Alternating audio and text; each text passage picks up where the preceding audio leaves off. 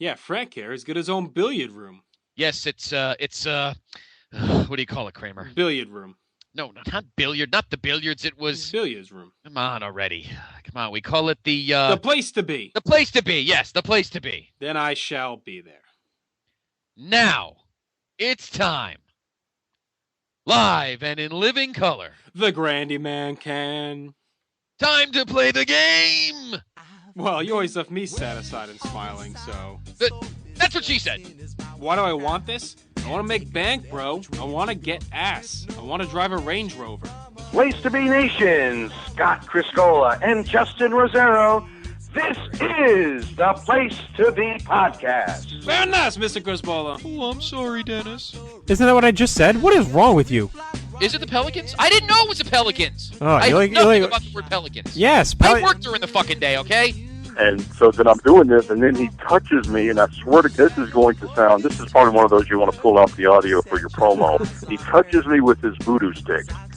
Until you fancy to make a decision, Scott's stuck twisting in the wind, a pawn in your sick, cruel game of vacation domination. I don't know what the fuck the Department of Health is. I think this whole thing's a load of horseshit, Matt. To do worse than Josh Richer. Oh, and it is now I'm down to slack, with the sun shone across my back, and I'm comforted to know that you're backstage at my show now.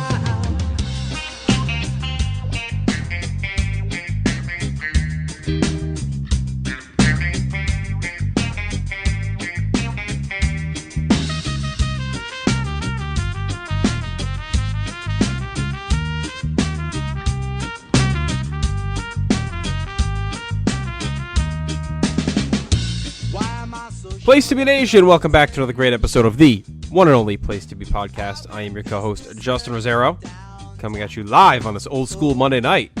What better way to go old school than to have a chat with our good friend? But before we need to do that, I do need to bring in my PIC, Mr. Scott Criscola. Scott, how you doing?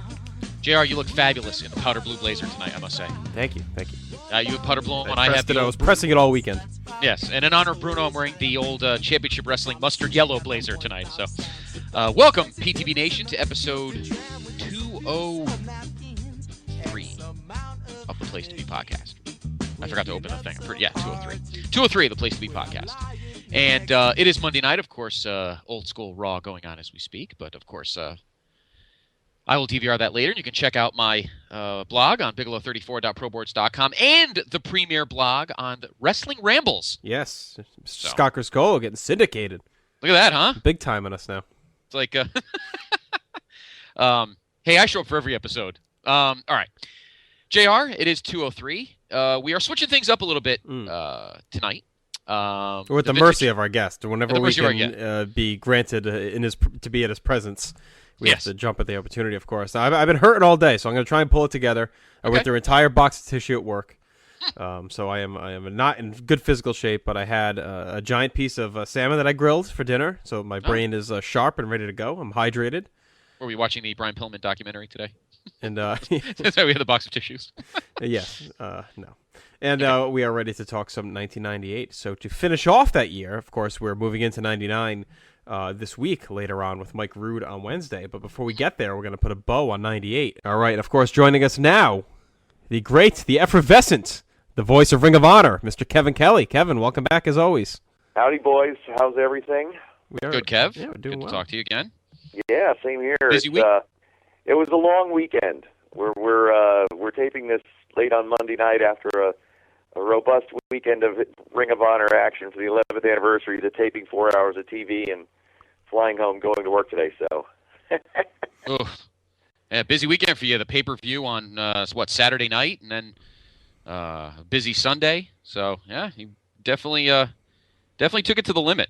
It was great. And I don't give enough credit to the boys for because pretty much everybody that was on the pay-per-view Saturday turned around and wrestled less than 18 hours later. So, and from going from a pay-per-view match to a TV match, it's very grueling, but they're amazing athletes. Professional wrestling, and they always used to say it like almost, just it was hyperbole when you heard it, but just I amaze at how athletic these guys are and what tremendous athletes they really, really are.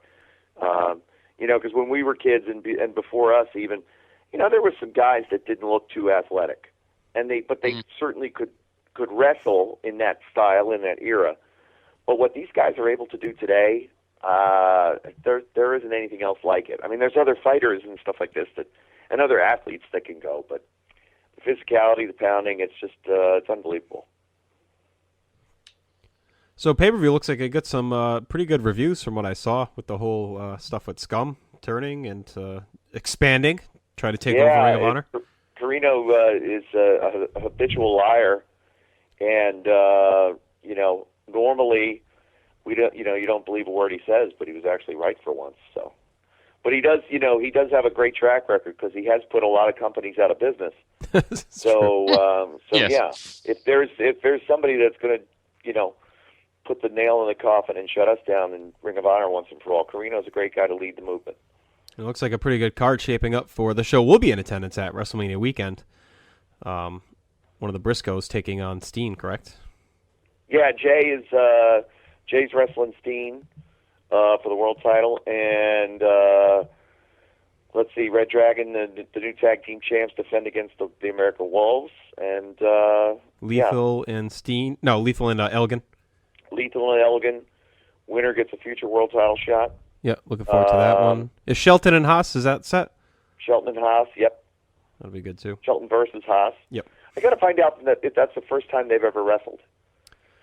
Somebody asked me that, and I wasn't sure, and I said, there could have been like some goofy Raw roulette match sometime where they got thrown in against one another, but... I can ask our friend Graham Cawthon, maybe he knows. I want to find that out. That match this week on TV was excellent. Briscoes and World's Greatest Tag Team. I really enjoyed that. It was again, what I was happy with that match from like a broadcaster standpoint. And think about this too. Think about how just the timing of it. How low is a guy to turn on his tag team partner of 10 years in the middle of a world title match? That ends with them breaking up if they lose. Yes, exactly. But all they had to do was win. Right. But Charlie Austin, just to cement his legacy in Ring of Honor for being such a piece of garbage of what he is, I mean, it's just. I thought it was, looking back on it now, it's like, wow, that's good stuff, and it's worth checking out the TV show if you don't. Some folks live in markets where they can check it out, and they've already seen it, or. You can see it on ROHWrestling.com. If you're a ringside member, it goes up today. If you're just a general member, you can watch it Thursday. So definitely worth checking out. Yeah, and I've been reviewing it every week on our board, so I've seen every one this year, and I've really enjoyed it. It's I've had kind of cursory following of Ring of Honor in the past. This is where the first time I've been able to really watch weekly, so I've been enjoying the trip. Looking forward to April. Kevin, before we get to 98, I got a couple of ROH questions from our buddy Steve Willie, one of our avid listeners, and I thought I might as well bring them up now while we're chatting anyway. Yeah. You want to know if you had any thoughts on El Generico's last couple of years in Ring of Honor. Do you think they could have done more with him, or do you think he kind of maxed out there? I am always been a firm believer that less is more, and that El Generico had wrestled so many times throughout Ring of Honor in all the great cities that we go to through the years that he had done, that it's like, how do you top it? So you almost have to make him more of an attraction, and that seeing him is a special thing because he really is he's a special athlete. There's nobody else like him. I think if you have steak every day, you get a little sick of steak. So could they have done a little more with him? I don't know. What else did they want him to do? He had fantastic matches all the way through, and he was involved in the feud of the year with Kevin Steen, following up with a world television title run, and then culminating with a final battle rematch against Kevin Steen. I think it was pretty damn good. Do you think he'll make it, or do you think they'll use him right? WWE? And again, this has nothing to do with his talent and his ability. This has everything to do with their mindset and what they want. It's the flavor of the week. Mm-hmm. It's the special of the day. This is what they want now. Tomorrow, they might want, Kenyan bobsledders. That's what we want now. We're looking for Kenyan bobsledders. Who knows? But for at least this time, until something else comes up, it's Ring of Honor wrestlers. So good for them. I hope they all get very, very rich, because some of them will have to, give me money when I'm old and decrepit. I'm going to put you on the spot here. You don't have to answer it. Is there anything going on with Cole, Adam Cole? Is he leaving? Is that why they took the title off him? Because I know there's that rumor that he went to the tryout. He did. Had nothing to do with it. Okay. Absolutely nothing to do with it. It's the evolution of Adam Cole. Nothing's guaranteed, Right. Nothing is guaranteed. There is a there's this belief that you can't have guys. Oh, you can't, just because they get an opportunity to try out and do something. That doesn't mean they're going to get picked. Now, I would say they're fools if they don't, because he's amazing, and so's Bennett. Bennett's incredible. But no, everything is straightforward, full speed ahead with everything that had been talked about previously as far as matchups and where to go. Okay, cool. Good to know. Good. All right, last question from Steve. Any thoughts on Nigel's documentary, if you've seen it? I haven't seen it, and I talked with Nigel this weekend about it, because I've been so busy, I haven't had a chance to sit down and watch it. I was asking, aside from just buying the documentary and sitting down and watch it, is there some online way to watch it? And yeah, you can. So I haven't sat down to watch it yet. I watched when I watched Beyond the Mat, it made me sad. Mm-hmm. And I think this movie's going to make me sad. Because I love Nigel. I have such respect for him, and I don't think he gives himself enough credit. I've talked to him about it. He's like, I never made it. You were Ring of Honor World Champion. He never made it big in the WWE. He didn't become, the big star there. Okay, I get that. I understand. But damn, what he did was pretty good. Mm-hmm. So I agree. He should be. Listen, I worked in the WWE. I never made it. I never did what I wanted to do there, but I'm doing what I wanted to do in Ring of Honor. So I'm doing what I wanted to do. Right. In my own terms, in my own way. To me, it's ultimately more satisfying, infinitely more satisfying to be in Ring of Honor, to do what I'm doing now. And I stood on the floor of the Houston Astrodome, broadcast in front of 70,000 people. Stood in the middle of the ring, Greensboro, North Carolina, standing there with Kane and Paul Bearer when they ignited the ropes and demonstrating the Inferno match. No other broadcaster ever did that. Me. I'm the only one that ever did. I interviewed The Rock. I was synonymous with The Rock in terms of WWE interviews. People still ask me about it to this day, and it was over 10 years ago. Mm-hmm. But the thing that I get the most personal enjoyment out of is calling these Ring of Honor matches. And being inside those barricades. There's nothing else like it. I think it shows in your commentary. God's honest truth, guys. Not we believe you. No, yeah. Definitely. No, you could. Justin's right. You could totally tell in your commentary. Yeah, that's true to heart. Again, that's why it's so easy. The best match that I called yesterday, absolutely it's going to be one of my most favorite matches of all time.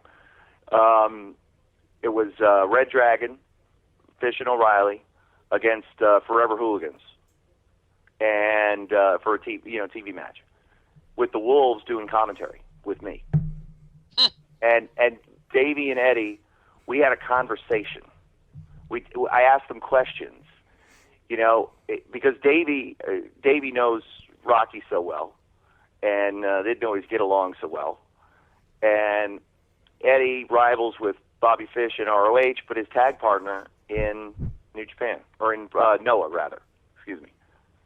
So I just had a chance to ask him questions and have conversation. It was wonderful. I really enjoyed it. And it didn't take away from the match at all, because then we would get back and talk about these four phenomenal athletes that were standing there in front of us. I'll have to look forward to that. And damn, those freaking hooligans are good. Mm-hmm. Holy mackerel! I'd seen one match of theirs on YouTube and was like, oh, okay, yeah, they're good. No, they are freaking awesome. They are the real deal, and they're the perfect blend because Kozlov is a fantastic athlete, just an amazing striker, does everything well. But Romero is the veteran, and Romero puts it all together. And he makes he takes the ham sandwich and turns it into a gourmet meal. Just, wow. He really, and the gear that they have, and Rocky did their entrance music, and that's $10 million. I mean, it's huge. They got money written all over them, and it's just I don't know why they missed the boat with Kozlov. I don't know what happened. I don't know what was going on, but I don't know what they saw. But it certainly wasn't the same guy I saw both Saturday and Sunday. Well, I'm curious to check him out now. Yeah, absolutely. Is that going to be on this week? Do you know, or was that taped for a future week coming up? That is the week of Supercard of Honor. Okay, cool. So that would be the weekend of April 4th and 5th. All right, awesome. Excellent. Kev, speaking of great athletes and beyond the mat, have you seen who's on Facebook now? No, who's on Facebook? I don't do any tricks. Mr. Dennis Stamp. Is he really? Yes, Yep. and he is accepting any and all friend requests and states he loves to tell stories about his career. So trust me, the request has already been made for him to join us. The wheels are in motion. You must get him on the show. Oh, we're trying. And The trust interview me, you never thought you'd hear. we have all of our listeners have befriended him as well and are hitting with messages that he's going to come on our show. So I'm hoping it works. We'll see. If I can help in that regard, please let me know. Okay. Oh. Well, I dropped the. You were on the list of name dropping, but I had to put J.J. Dillon up top. So you know how it goes. Well, sure, because Dylan spent a lot of time in Texas, and I'm sure they work together. Yep. So hopefully that'll help us out. See, he vows to get back to everyone that's written to him. So we'll see. I'm sure he's getting inundated on these last week that he's been on Facebook. Like the scene of Steve Martin in The Jerk after the lawsuit, where he's handwriting all of those settlement checks, $1.38. I just jump. I stay fit. I watch what I eat. Oh, God. See, that might be the toughest interview we've ever done because you don't want to be disrespectful to the guy, but you got to ask the questions. You have to ask him about the movie. But. Yeah, and you have to ask him, why don't you do any tricks? Yes, do you still work out on the trampoline? And maybe you should. The call finally came, so hopefully. And the ultimate question: what were those arrangements? Yes. Yeah. What did you have to do with it? You couldn't referee this match. Were you really going to Sizzler with your aunt? I mean, who knows? We'll see. All right, let's head back to a time before that movie was released, and that is not too long before it, but the late summer into fall and winter of 1998. We left off right around SummerSlam last time you were on, Kevin. So I'm going to turn it over to Scott to get things kicked off here. Okay. We begin August 30th, 1998, Madison Square Garden. To me, and to a lot of our listeners, and to JR kind of as well, this was probably, in my opinion, the pay-per-view that might have finally turned the corner and put the World Wrestling Federation in the lead. Because top to bottom, that was probably one of the greatest shows ever, SummerSlam 1998. That main event, Stone Cold and Undertaker. Would you say, Kevin, at least at the time, for that era, almost as big as, say, Warrior Hogan? I mean, was this a big main event, a turning point main event for the company at that moment in time? As great as that match was, I think that part of the mindset of everybody at that time, it's difficult to compare eras in terms of long-lasting effect in one match. Hogan, Rock, yes. Rock, Cena, yeah, maybe. The first Austin Rock match, yes. But since SummerSlam is SummerSlam and it's not WrestleMania, I think it's hard to compare the two. Plus, in that time frame, I'm telling you what, there was just as much emphasis on Raw the next night as there was on SummerSlam. Mm-hmm. And that the mindset of everybody is that pay-per-view was one thing, it was important, but it was all about Raw. It was all about the TV show. So yeah, as great of a main event as that was, and that was sort of the kind of the division between Vince Russo and the wrestlers, because the wrestlers valued the wrestling. The pay-per-view and the live events were sort of their outlet, and television was Russo's domain, and they hated him by and large. And when the pay-per-views and the pay-per-view matches started getting more gimmicky and taking away from what they loved to do, there was always great resentment. But JR helped smooth things over and helped keep large wrestler hands off of Vince Russo's skinny Italian throat. But that match was great, and of course the famous story, which is true, is that Austin got KO'd in the opening spot, forgot everything in the match, and Earl basically had to remember everything for that match and recited it back to him throughout the entire rest of the way, bell to bell. Yep. What happened was, for those that may not know, we mentioned it at the show.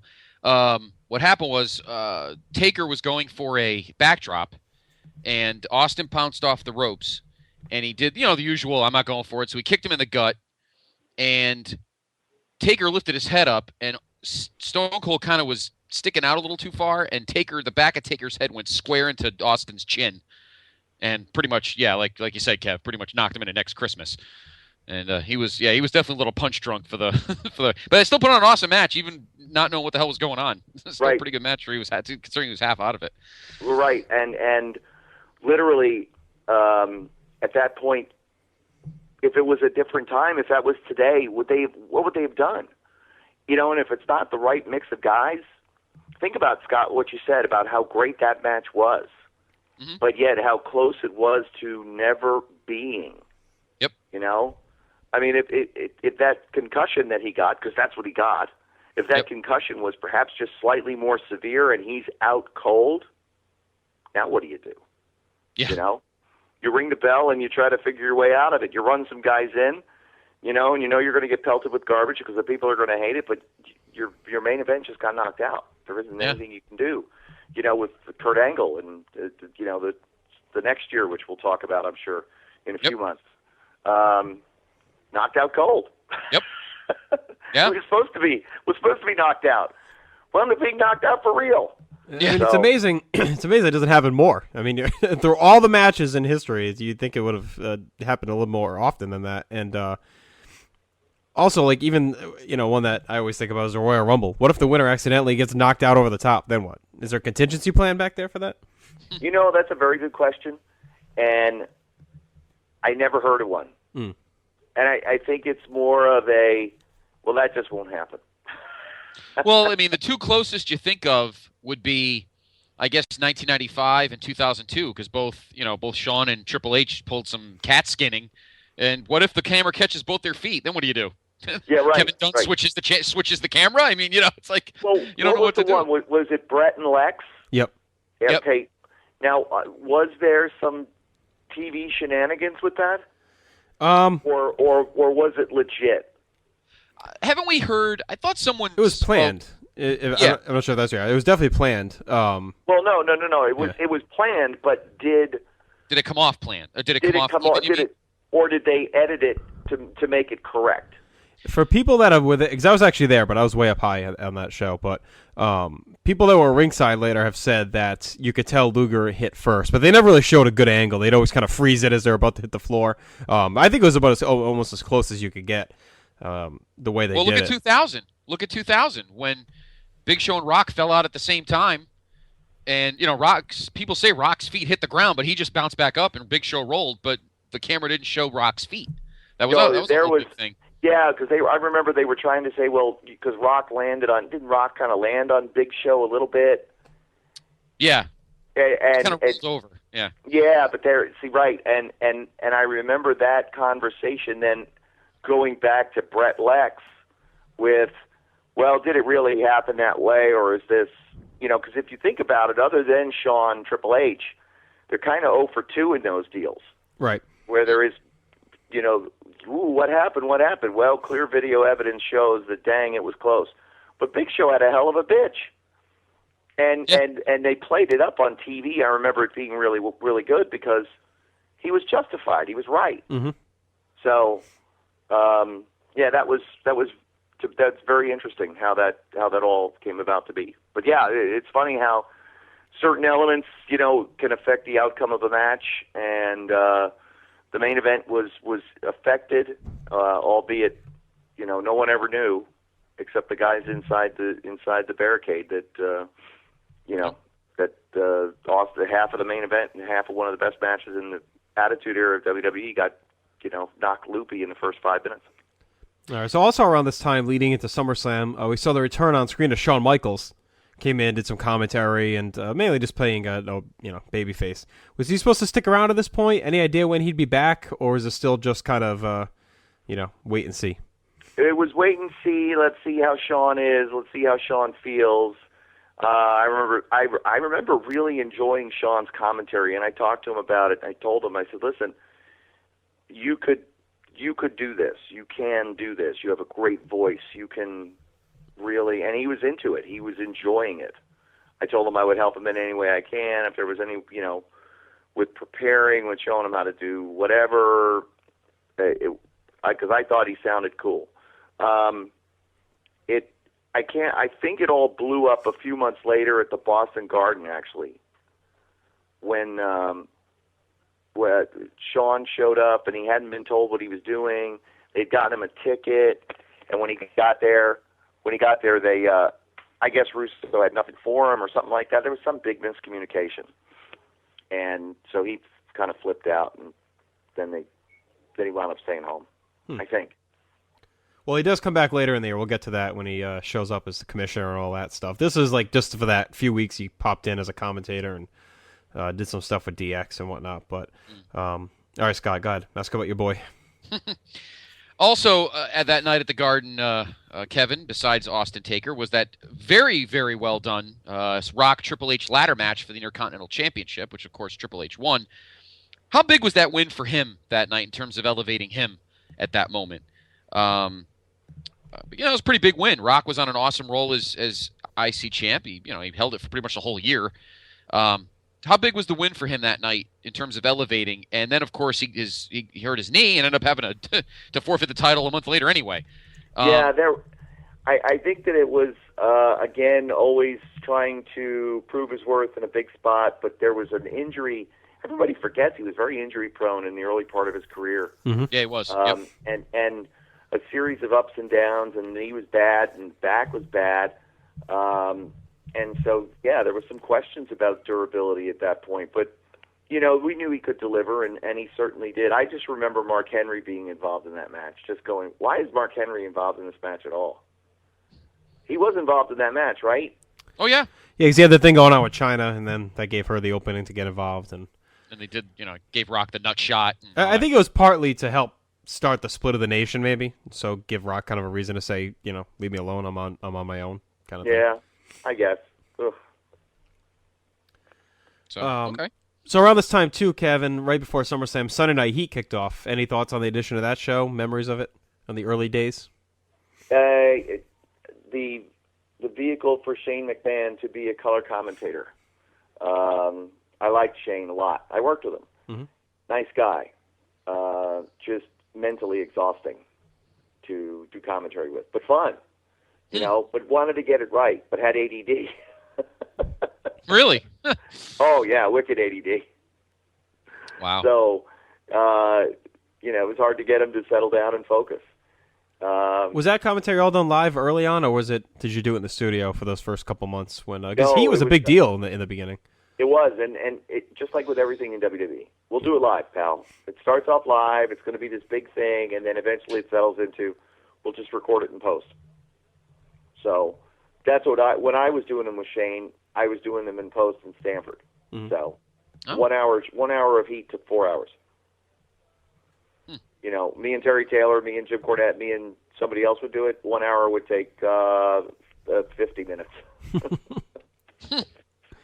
Okay.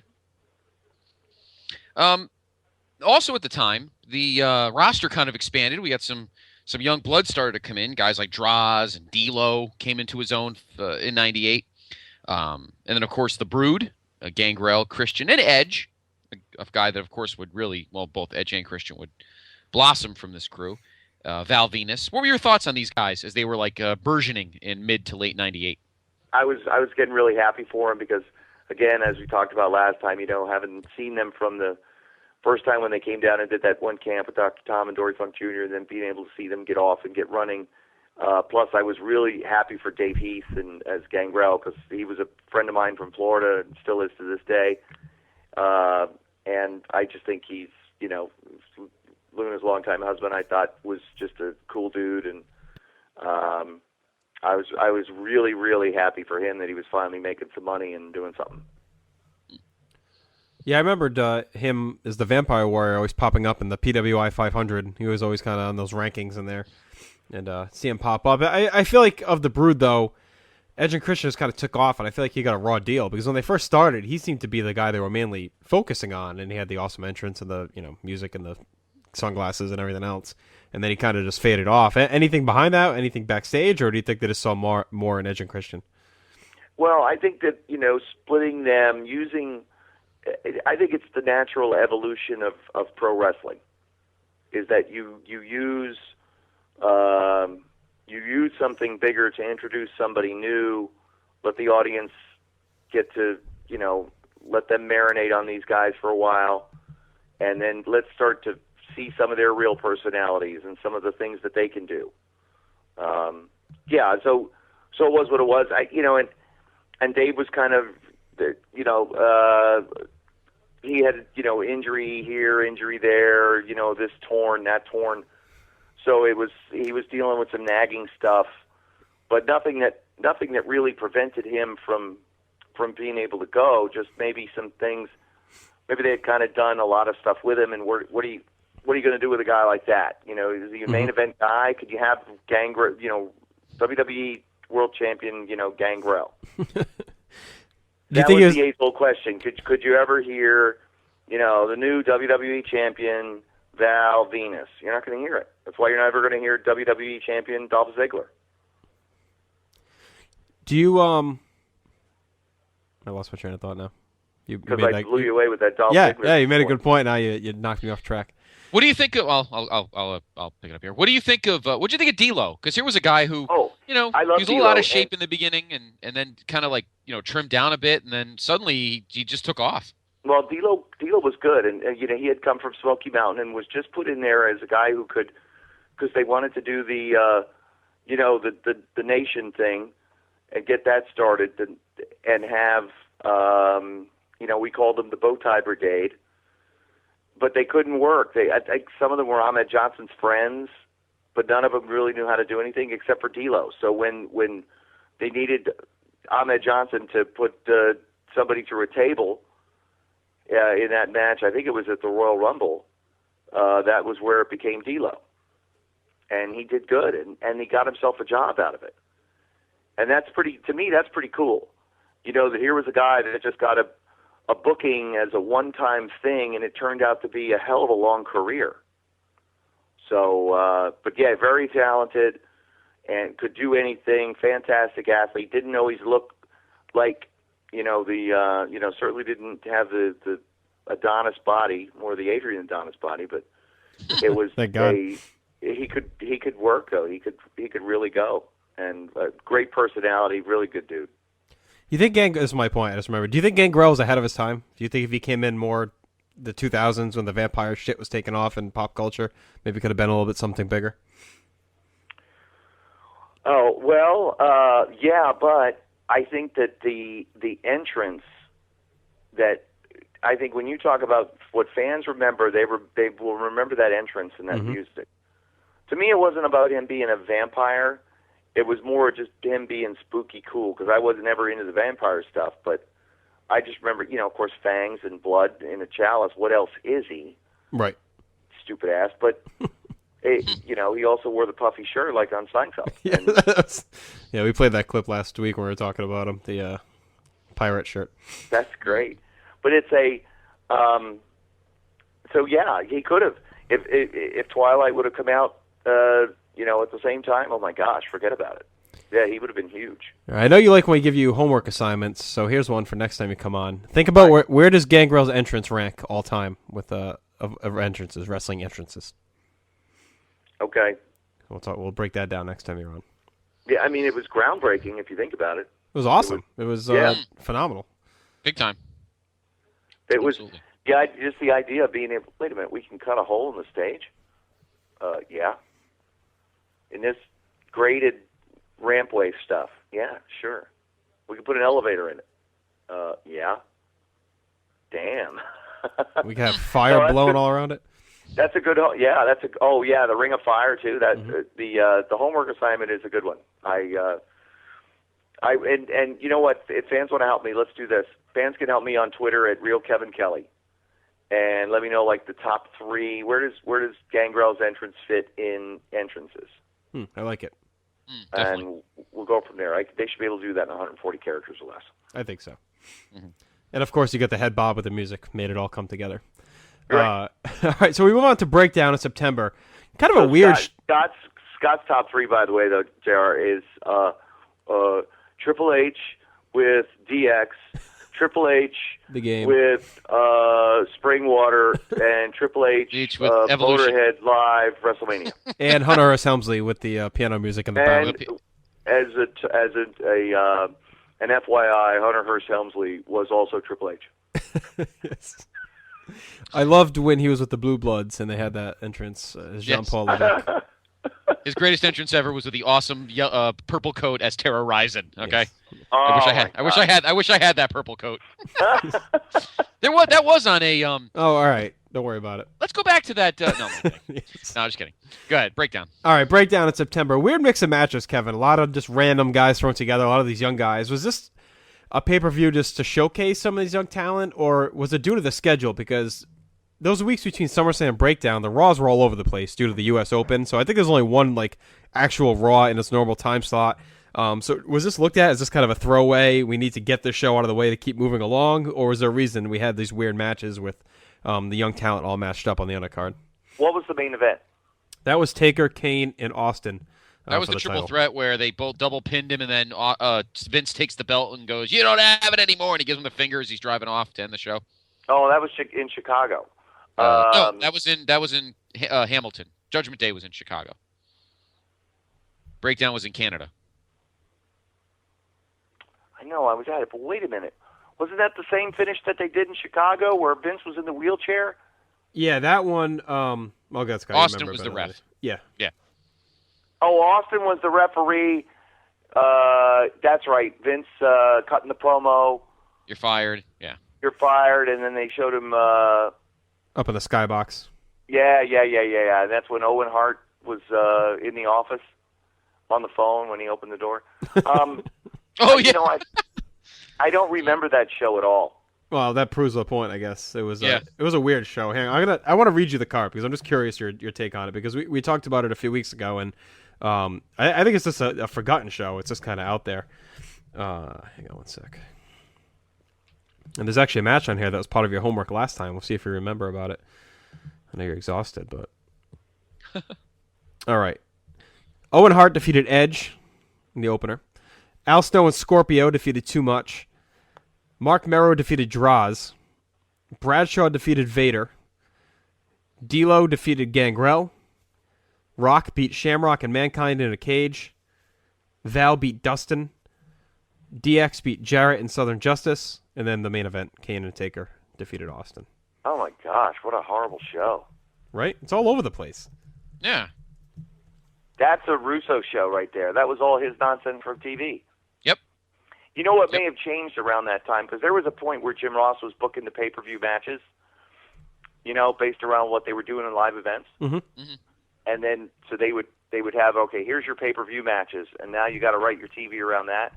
But then eventually, TV should drive what's on the pay-per-view. And so if they're booking, DX versus Southern Justice and Jeff Jarrett, that obviously came about as from TV. Now, I don't know if that was where it happened, because I can't imagine Jim Ross booking that live event card for a pay-per-view. Yeah. So I'd be interested to know when that transition actually did happen. It was sometime around then, though, because I remember Vince Russo always fighting that fight. And it makes sense because at this time coming off this show is when the Raws got. I mean, these are the most memorable ones. We'll get to those in a few minutes, but the Raws were fantastic during the fall. That's when all the memorable, real crazy stuff went down. So that would make sense that started to drive the pay-per-view. So yeah, just a weird show, and I really wonder if part of it again was just that they didn't have a lot of normal TV time. It was only like 3 weeks in between SummerSlam and that show, and like I said, 2 of them were shunted on Saturday night due to the U.S. Open. So it's just kind of an odd month. Yeah, I remember being there. But I don't remember a second of that show. It's so weird. I remember driving away from the building because there was tremendous traffic getting out of Hamilton. But yes, and then Raw was in Detroit the next night. Correct? Yes. That was the Zamboni? The Zamboni. Yep. Got it. Yep. And the breaking of Vince's leg, which we'll get to. All right, Scott, go ahead. Next question. Okay. What'd you think? A guy that JR and I talked about a lot throughout 1998, and it was just so disappointing because it kind of petered out a little bit at the end, was Vader. What were your thoughts on the end of his run in 98? Do you think he was used like to the best of his ability the last 18 months, or do you think he was kind of wasted? No, he was used to the best of his ability. He's old. He was a number 1 draft pick in 1970-something. He was on the Super Bowl team in 1979 for the Rams. He was an old guy. Right. He's just starting to break down, And it's hard to be that size for all those years and do the things that he did, But and he was a bit of a baby. He was a bit of a whiny titty baby too. For such a big bastard, he could be a little bitch. He wasn't like that with me. I just remember hearing it. Yeah, he went to Japan after that, I guess, and then he was kind of on and off retirement for a while. I mean, I agree with you, Kevin. I think that he was used well, and Scott and I have debated this, and I thought that was the point. I mean, they missed the window with him when he first came in. That's when things got kind of screwy in '96. I thought, that was his chance to be used, and I think what happened was he never really got that push that everyone expected, and everyone kept waiting for it. Shawn Michaels screwed it all up. Right. Mm-hmm. Yep. Shawn Michaels, 86 the plan. So the plan was for Vader, and Shawn was, he wasn't having it. So we also said that Vader might have come a year too late. He might have been better suited in '95, feuding with Diesel, than probably Sid was. Yeah, I could see.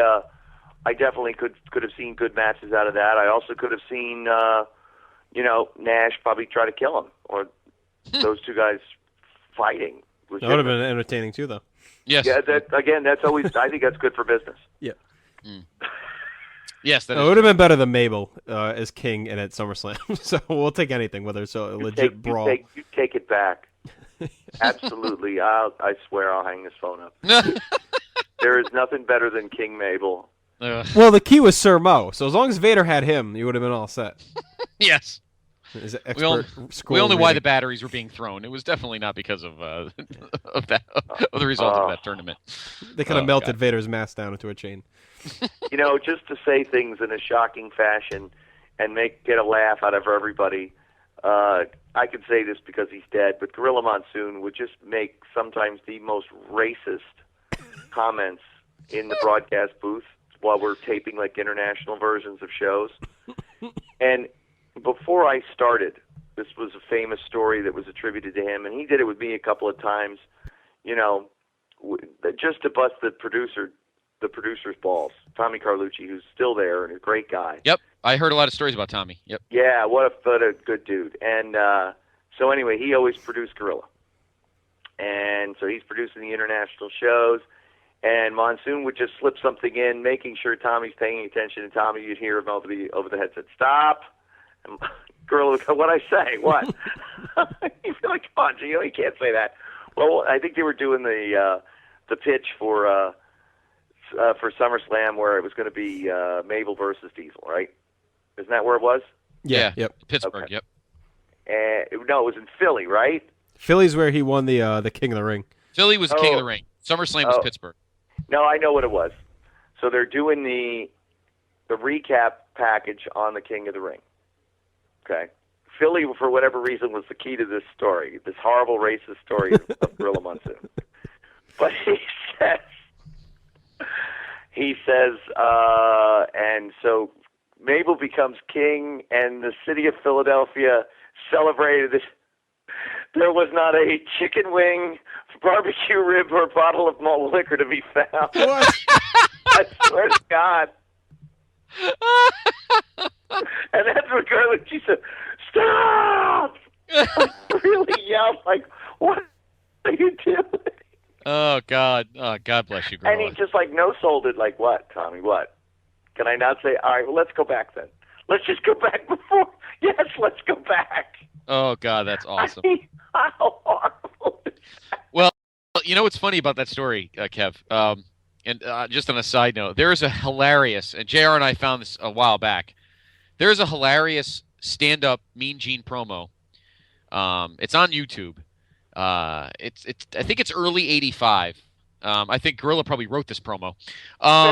It's promoting it's one of the local spots, and it's promoting a house show. I think it's Oakland, and I just want to let all our listeners know I'm simply saying what Mean Gene said in the promo, so don't get mad at me. Gorilla goes, they're promoting a feud between the Junkyard Dog and the Iron Sheik, and Mean Gene goes to the Iron Sheik. You, Iron Sheik, will take on the great black wrestler, the Junkyard Dog. And at first you're like, what? It's very weird. And then all of a sudden, the Iron Sheik goes, "Let me tell you something, you dirty black dog." It's like, what? Wow. And this was like January of '85. And I'm like, what? Wow. Ridiculous. That was the Iron Sheik. This was before he went crazy. We're sorry, Mr. President. It was crazy. Monsoon saying that, it was just to be shocking. And, whether he had those feelings or not, I have no idea. But it was, genuinely funny because he did it in a closed environment over, headset, and there was only like 3 people in the room. So, that's one thing, and it was just a funny story. But something like that was broadcast on television. That's crazy. And what were they thinking? Did they not think that would be, offensive? Or did they think, well, because it is Oakland, and because that it would be okay? Yes, because MC Hammer was the bat boy for the A's, yes. Was there any truth, Kevin? Did Gorilla just hate everything about the product those last few years? I mean, that's always the stories that's out there. He just despised it. I don't think it was that he necessarily hated it, but after Joey died, he was never the same. Yeah. And I guess, because did I ever tell you guys this, that I was related to him by marriage? No. When I was like 8 years old, and it was such a distant relation. It was, hardly a relation at all. But my great uncle married his sister-in-law. Wow. So it was like a second marriage for both. And my mom and dad went to the wedding, and I was a little kid, so I stayed home with the babysitter, and Dad came home and he had Gorilla Monsoon autograph, so I thought that was pretty cool. Anyway, but now I started with him in '96, and I guess Joey had died '94. Yeah. 4th of July '94. We actually had if you ever want to go back and listen to it, our interview with Bruno Lauer, he tells the whole story. He got really emotional. It was really overwhelming when he tells the story about it. He goes through the whole night. He was in the car with him. Yeah. Everybody that when when they look back, that was really the kind of the turning point for Monsoon.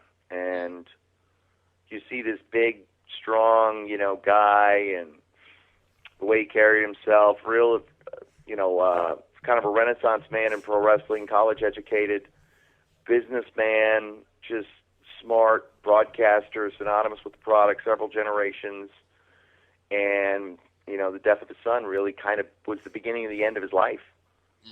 Kind of sad, but yeah, he didn't care much about anything. He enjoyed going to Atlantic City, and enjoyed spending some time in the casinos and playing some cards or whatever he did, and or as Jesse said, sipping the joy juice. Yeah. Whenever he went down there. He was, Yeah, but just a very nice band, very nice to the crew as well at the studio in Stamford.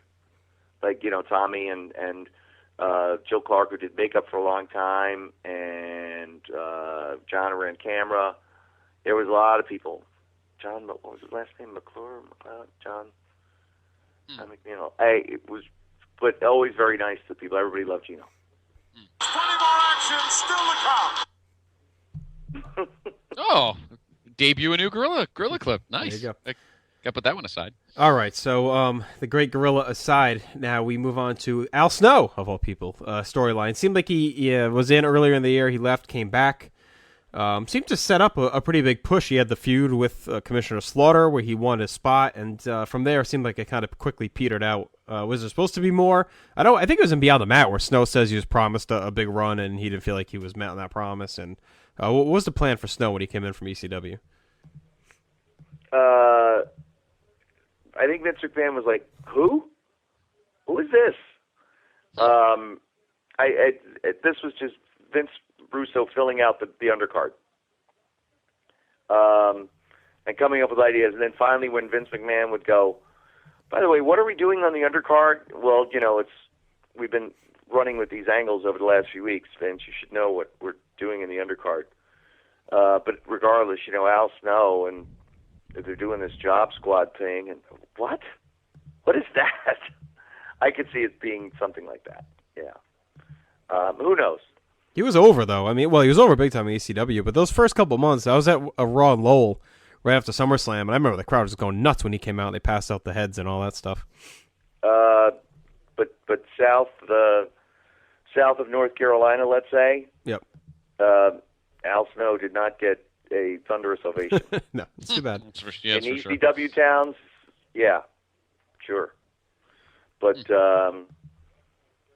took a little while, but I think he found his role. He was a nice, likable mid-card guy. So I don't know what big push he was expecting or hoping for. Mm-hmm. But if they had promised him something, told him this or that, hey, plans changed. Hey, listen, I talked a lot with Al, and he was very, very frustrated for a long, long time. And I think he felt better when he came back from ECW because he felt like he had something, Right. Like he had finally found something that would work. But at the end of the day, he did well. He did really well. So that was it. Surprised they never tried something with having a guy just wrestle in the areas where he's hot. Like, only have him when they're in the Northeast or areas where they thought he would be over, and don't even bother having him on in the South. Well, I think, there might be some logic in that, but again, you think it's a national company, national show, that's how they promote. But I could see that. I know we do some of that with Ring of Honor, and not that we don't bring some guys in. It's more of an expense thing because Ring of Honor is a much smaller company. Right. But we'll put some local, regional guys on because they might be known. That's where B.J. Whitmer returned over a year ago. He got a proving ground match against then television champion Jay Lethal in his hometown of Cincinnati. And it made sense. Why not? Let's put B.J. on the card. He wants to get back in the ring. He wants to do it. All right, let's see what he's got. So, friendly it's like playing on your home court. Mm-hmm. But, yeah, that makes sense. But really, how many guys do you have? Then you wind up with some part-timers and some guys that's like, oh, well, how are we going to push him in this and not in that? And, wait, now we're doing TV in the Northeast, and who's this guy? Maybe what you do is you use those towns to really get him over on TV because he's going to get a good reaction, so you educate your audience. But, so, anyway, enough about that. What do you think about the angle involving Dan Severn, Owen Hart, the whole, I'm retiring from the ring? What was the plan behind that? I don't know. I think with a lot of Russo ideas, there was a good thought in the beginning, and maybe then some good thought in the middle. But I'm not so sure there's ever really a payoff. That said, I don't know if there was a payoff to be with this. And sometimes if there was an idea for a payoff, it could be agreed upon, and then Vince McMahon might change his mind on that payoff. And, just end it. okay, how long is this going to go on for? End it. And that's that. I thought Owen was good in the role. I thought it was cool. I thought it was kind of creative because Yeah. it was sort of, kind of real. Right. But he was such a, he was Owen, so there was always that. Oh, this reeks of BS. I love the one where blue. They're doing the thing of the blue blazer, and he has Steve Blackman in the sleeper, and Owen comes and just kicks him in the balls, and then when the referees come, he yells how he's retired and he's not part of the company, and he storms off. I just always made me laugh. Yeah. That was what he said because I guess he was still retired when Vince in the wheelchair. Oh, that's right. That's right. Yeah. I opened the door. He's on the phone. I'm sorry, I'm retired. That's Owen. Oh, Vince in the wheelchair. We got to get there. I think it's coming up here on our list. Yes. Some of my favorites, and yeah, actually, it kind of leads into that. So, memories over the Raws in the fall. Do you agree those are some of the best of all time? Of course, you had the hospital with Mr. Sacco and the bedpan. You had Bang 316, the Zamboni, Vince in the wheelchair, Big Boss Man comes back, just all that stuff. What were some of your favorite moments, and do you think those are maybe the best stretch of Raws ever? Yeah, very good stretch. There was a real good creative time because it led to Survivor Series. Oh, yeah. Which was, in my opinion, the best pay-per-view of the best non-WrestleMania of the Attitude Era. One of the best non-WrestleManias of all time. But all those pieces were getting into place throughout September, October, and into November, and it was a real good time, very exciting time. How do we top this? Was always kind of the thing. What do you think was the better moment? The bedpan, the Bang 316 with the piss into the pants, or Mr. Sacco? And money and future, aside, just in the moment, if you had to watch one of those, what's the best one? The bedpan. Right? I It has agree. to be. I agree. Yeah. The setup and the whole deal, Vince in the hospital with the, then just everything. Yeah, Mr. Sacco. Oh, my gosh. Vince was just a force during those 3 months of. He's always great, but those 3 months, even the promos, they're just amazing. I've been rewatching those because I hadn't seen them probably since they aired originally, so I wanted to go back and rewatch them. And I was watching the hospital one a few weeks ago. My wife was kind of putzing around the house while I was watching it, and she stopped cold on the hospital scene. She's remembered that from other compilations, and she just dies laughing with the bedpan too. So I think that this is a moment that lives on. Fans and non-fans and casual fans alike always remember that, the thud. There was a Raw, I guess, from Nassau Coliseum, I think it was, right before, with Vince in the wheelchair. Yep. And it was the go-home week of the pay-per-view, and he basically tells Steve Austin, do the right thing, do the wrong thing, basically telling him that if he doesn't count 3, he's fired. It was the best wrestling promo ever. I back you up 100%. I just rewatched it, and it was amazing. Yep. I never said anything to Vince, like, oh, wow, that was great.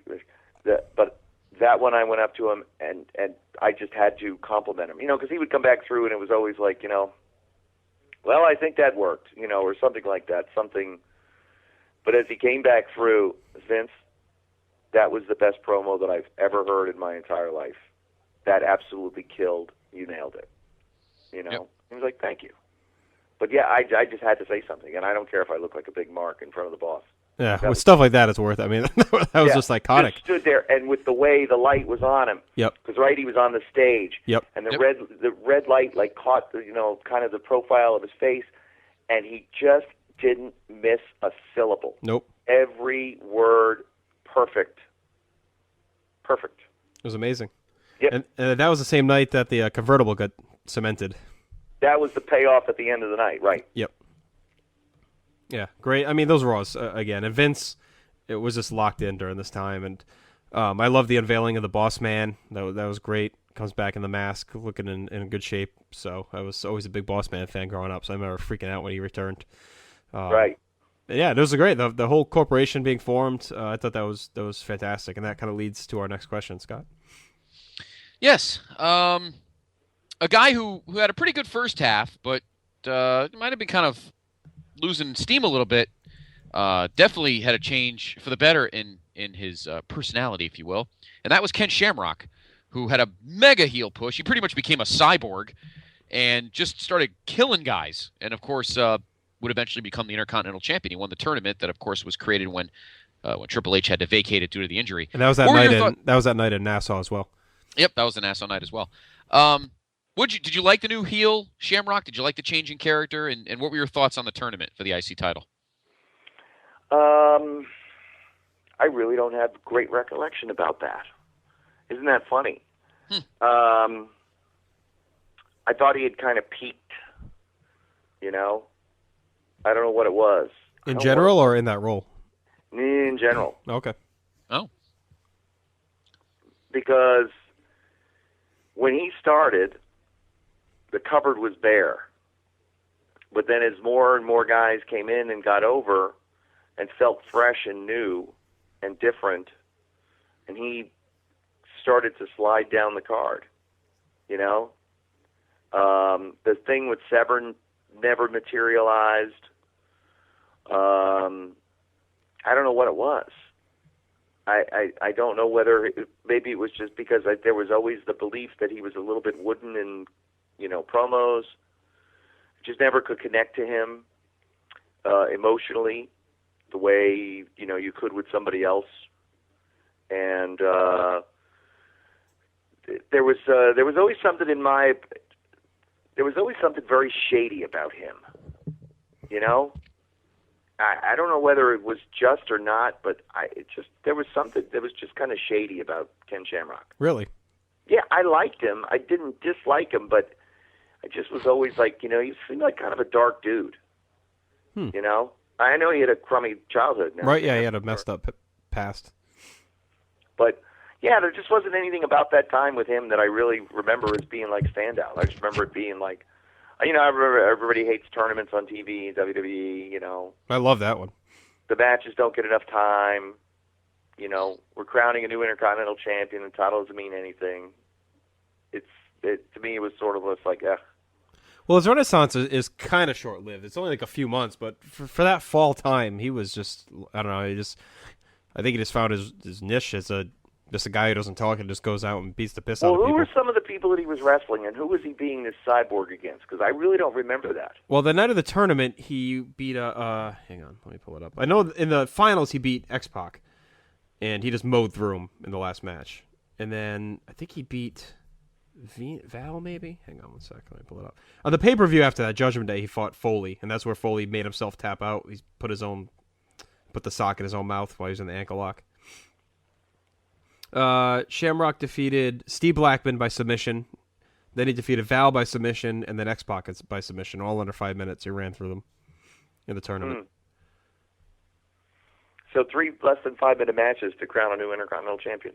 Yeah, well, I mean, it's Raw in October '98. So is there any wonder why I don't remember it? Yeah, right, exactly. I mean, it's fresh in my mind because I watched it recently. But he, right. The way they presented him was just as a guy that dominates tournaments, which I thought led nicely into Survivor Series, actually. A guy that dominates tournaments and just, doesn't care about anything except winning this tournament and winning the belt. I just thought it was well presented. Yes. This is really obscure, but I always thought it was a really cool idea at the time because it was rumored heavily that there was going to be some kind of like shooter group. It was going to be Shamrock, Severn, Blackman, Regal when he was around. Was there anything to that, or was that just one of those internet legends that was out there? Makes sense. I think that Regal's thing at that time was he was not in a good way, right?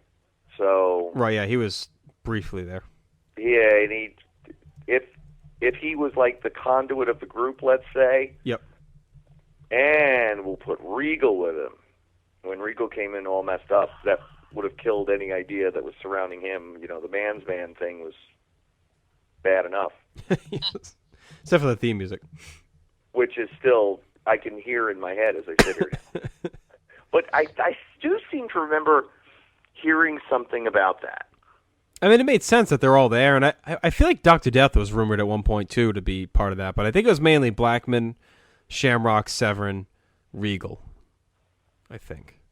Anyway, would have been pretty cool. I mean, they would have been nowhere, but it would have been cool. If it would have been, if it wasn't Vince Russo's idea, then it would have gone nowhere. Right, exactly.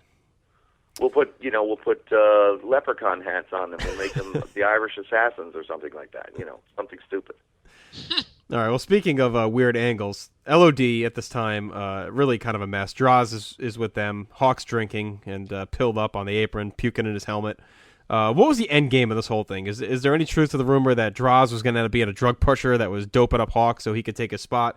Of course, we have the whole thing where he throws him off the Titantron, and Vic Grimes was supposed to be involved. Is anything to all that? I think yes. I think the Droz being the enabler was a big part of that. Don't know why it never paid off. Maybe because it was a horrible idea. I agree. And that's a touchy angle to do. You're basically saying this guy's a drug pusher and he's doping this guy up so he can take his spot. It's kind of ballsy. Well, yeah, and again, it was how do we push the envelope? Mm-hmm. Just didn't like doing it with the LOD. Me neither.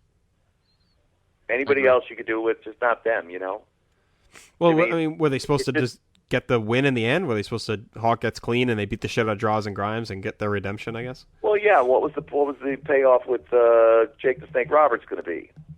With him drinking with Jerry Lawler. I never know how you tap into some real life thing, and it just never seems. I think it was always Vince McMahon's way of exposing weakness. But again, without weakness, without vulnerability, what are we? Everybody's got to have some weak point, except for Vince, who has none. He has full control of his physical, mental faculties at all times. Hates to sneeze. So, yeah, who knows? I don't know what the end game, the payoff was. I know that they wound up doing that thing with Vic Grimes where he was, all in white. Yeah. Was that later? I think it was around this time, and he was out there during Droz matches, so I feel like they were kind of kicking it off. Let's see. Well, early in the idea was, okay, he's going to be this big cocaine dealer, right? Yeah. They were going to call him Mr. White. And he had to dye his hair white. Bleach it white. And I was like, Vince Russo, do you realize how difficult that's going to be to maintain? Well, you can just do it. Okay. Yeah, right on. He don't care at all for the human beings involved. He popped back up in the summer of '99 under the name Key, and he tagged with Droz and Albert. So I don't know if that was where he ended up showing up again. Yeah, the Mr. White name changed to Key, as in kilo. Get it? Ha! Yes. Terrible. Test, as in testosterone. Get it? And passing the test. As in too much of it. Oh, what? Yeah. Yeah, it says right here, Grimes was moved to Memphis before being brought up to TV under the name Key. He made his televised debut July 26, 1999. Had a short-lived drug dealer character along with Droz and Prince Albert. And then Godfather got hurt and they canned it. Yeah, feuded with Godfather. The pimp and the drug dealer. Well, there was a feud, the pimp versus the drug dealer. Right. Yes, women are a better vice than drugs. Like Godzilla versus Mothra. Yeah. Only worse. Well, don't forget, Godfather was legit, man. He was just women he wanted to have fun with. That's it.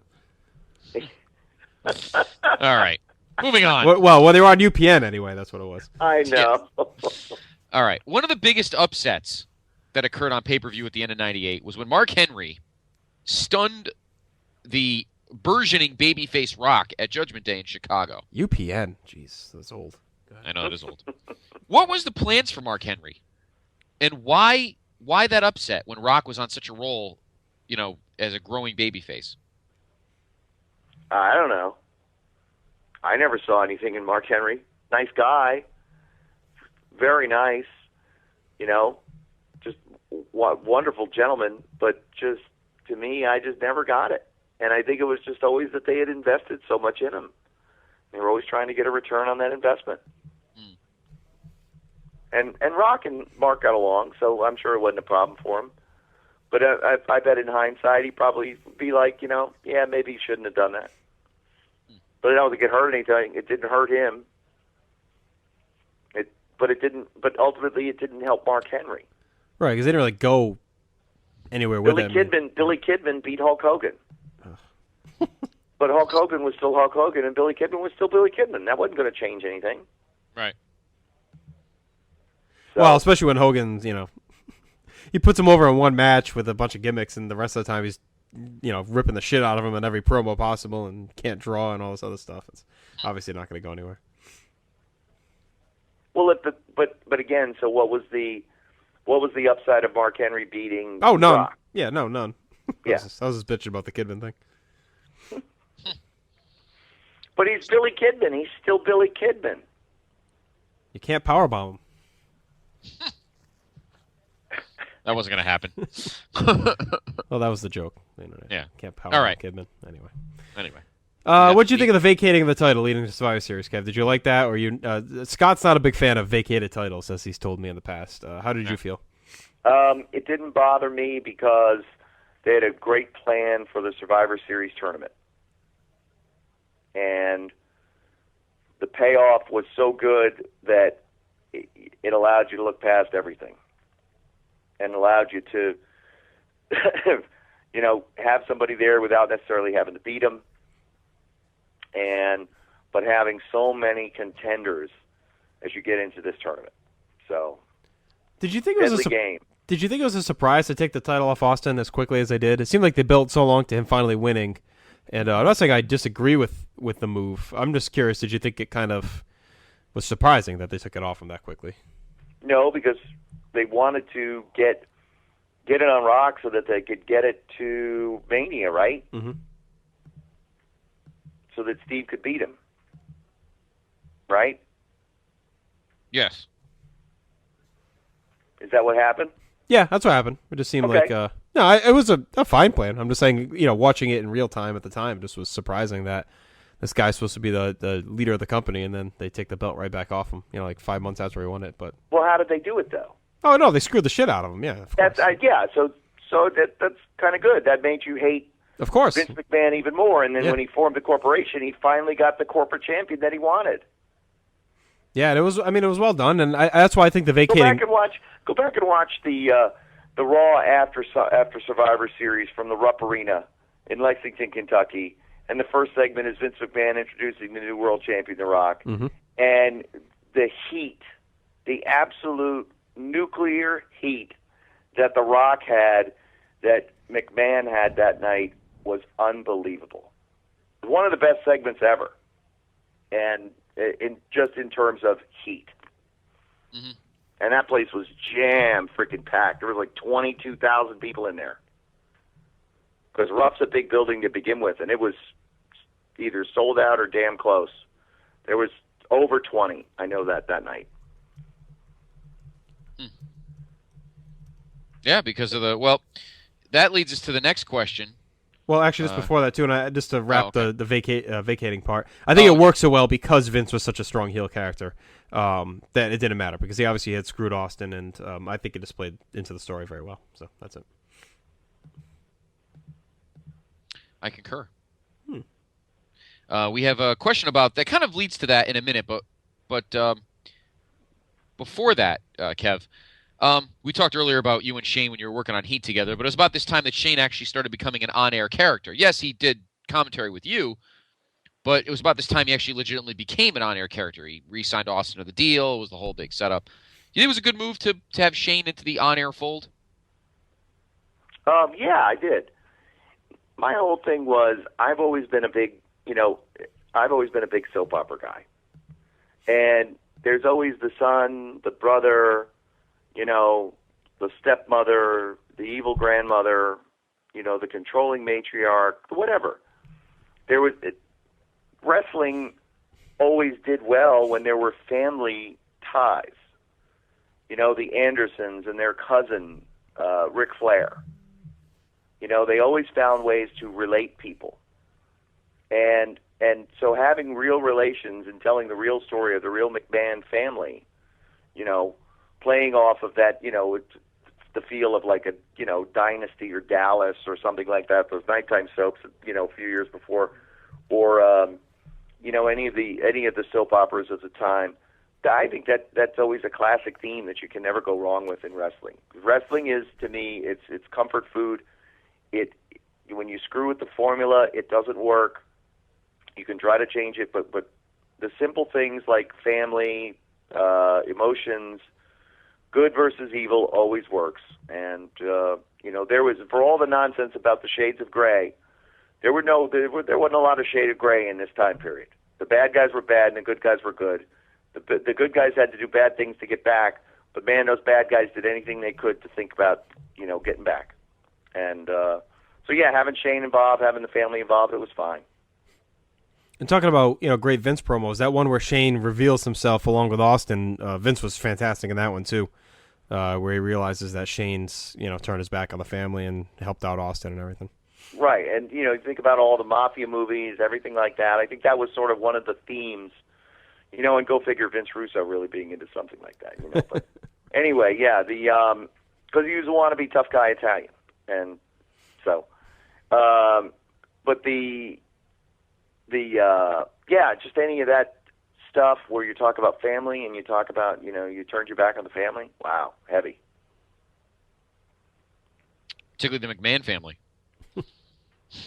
And now look at him. He's out. That's it. He's gone. It's all because of that night. You see that recent picture of him? With the all gray? Oh, wow. I didn't see this picture. Where was this? I saw it online. He had it backstage. Who was he with? It was Vince and... Damn it. Someone like Who was random. in the middle of the two of them? Oh, man. Was it an athlete? It wasn't Flair, was it? No. I'll try and find it. But yeah, Shade's hair, he always had kind of the salt and pepper thing going when he was in his early 30s. But now he's like his grandfather. Ghost white. All right, I'm going to look for that, but as we move along, Kev, the Rock now, heading into Survivor Series, was the face turn that they kind of did always the plan and then to radically turn him back heel? Or did the decision to go heel come after because he was getting so over as a face? Like what was the plan? Were they shocked at how over he got coming off of SummerSlam? And was he always the choice for the corporate champion too? Yes, he was always the choice. I don't know where the surprise came from or the realization that he was really getting over. I think it was just the, kind of that it was a blend, because what he was doing and saying was heat getting and great, but the crowd turned him, because that was the time frame where he would basically, the fans would call themselves, he would insult the fans horribly and they would cheer radically. It was like, you pieces of monkey crap or whatever he would say, and it was just like, you realize you're being insulted. But they loved it. So as he continued to get over, it was like, well, this will work really good when we turn him. I just found the picture. I just found the picture you were talking about. I don't know who that is. It's just some random guy, like a backstage guy or something. Yeah, it looks like a guy that works for the Knicks or something. I don't know. Look like a Knick logo on the. But wow, look at his hair. It's not even, forget it. It's gray. It's like all disheveled. I don't know. Very, very strange. Like, oh, Shane, you've fallen on hard times. But I don't know.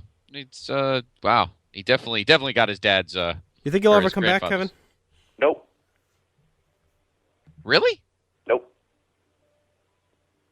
Oh, I mean, would he ever come back? Like be on TV? Either on TV or just back to the company and work backstage again. No, he'll never come back to the company. And yes, I could see him coming back to TV. Okay, wow. So it's the opposite of I would expect. Yeah, there was a winner and a loser in that family. The winner was Stephanie. The loser, Shane. You think? I mean, honestly, who do you think would do a better job in the long term? Not just Stephanie, but Stephanie with the Triple H package or Shane. Stephanie with Triple H. Yeah. Actually, to be honest with you, Kevin, Triple H is the winner and everybody else is the loser. Yeah. Why am I not surprised that you feel that way? He wishes it was Triple H and Scott Criscuolo running the company. They could beat on Glenn Beck every week. Mr. and Mrs. Triple H. The Criscuolo Mr. and Helmsley. Mrs. Triple H Cristola. The Criscuolo Helmsley faction. Helmsley faction. Oh, good God. All right. Scott could be a great women's champion like Stephanie was. And that's right. Tuesday night in Texas with Triple H and Scott. Yes, I know your rebooking history. You love it. Tuesday night, Texas. Could have had a great feud with the Warlord. You've already kind of mentioned this. You already kind of mentioned this, Kev, so we won't go on with it. But your thoughts. You love the Deadly Games tournament, and again, in terms of best single night of booking in pay-per-view history, you obviously think very highly of that Survivor Series show. Yeah, as far as a pay-per-view being a story. Yep. Beginning, middle, and an end. That there is none better. Amazing. Better matches, better moments, better highlights. But in terms of an episodic 3-hour pay-per-view, that's it. That's it right there. That one, I was always upset that I didn't see it live. I mean, it was still great to watch afterwards, but I wish I could have seen it all unfold. There was one funny story which I might have shared with you guys before. Boss Man wasn't there for his cue when he was supposed to whack Austin with the chair. So that's true then. Yeah, that's true. And so Briscoe had to hit him, and he hit him so lightly. Yeah, it was brutal.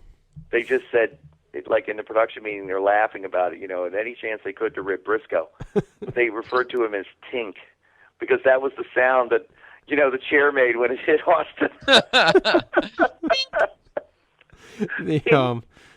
It seemed to be a couple weird cues on that show. There was the other one too, where the X-Pac and Regal match ends in a time limit, and then they cut to Vince, and he's restart the match, and Patterson and Slaughter just kind of amble out, and everyone just stands around and they all leave. This is very weird. Yeah, and I think that was done because then didn't they do some kind of follow-up? They were going to do follow-up on TV or something like that. I can't remember that exactly, but that was or did somebody get hurt? I can't remember. Yeah, X-Pac might have been hurt because I remember holding his neck after. Yeah, we talked about that. Yeah, there was a chance that he was probably injured. Right. I think. Now that I think back, I don't think he was badly hurt because there was. I certainly would have remembered that, but. Yeah, no, that didn't. Yeah, I don't think that was it. It was just really awkward. I can't remember. So the first match of that show has the return of the great Dwayne Gill, of course, all part of the story, which makes sense. But was there ever anyone considered for that mystery slot, or was it always just a spot to put Gill in to make it a soft run for Mankind in the beginning? I don't know when they probably. I think that it was probably just a name that Russo had remembered that always tickled him. So yeah, we got to get Dwayne Gill for that spot, and then sure enough they did. Because I remember at the time, of course, on the internet, Shawn Michaels was the big name, and I think they even chant HBK in the arena before Gill comes out. And then, of course, the always rumored Randy Savage whenever there's a mystery slot. He was rumored there at the time too, and it's funny because he actually returned on Nitro on the big January 4th one. He had been off TV and rumor his contract was up. So I think it was another one in '96 where everyone thought maybe he was coming back. Right. No, it was just the red herring, as it were. A great one. Paid off well. Yep. Speaking of Shawn Michaels, he obviously would end up turning heel shortly after the Deadly Games tournament and would join the corporation. Did you think that was well done? Do you think it was smart to turn Shawn heel? What did you think of that?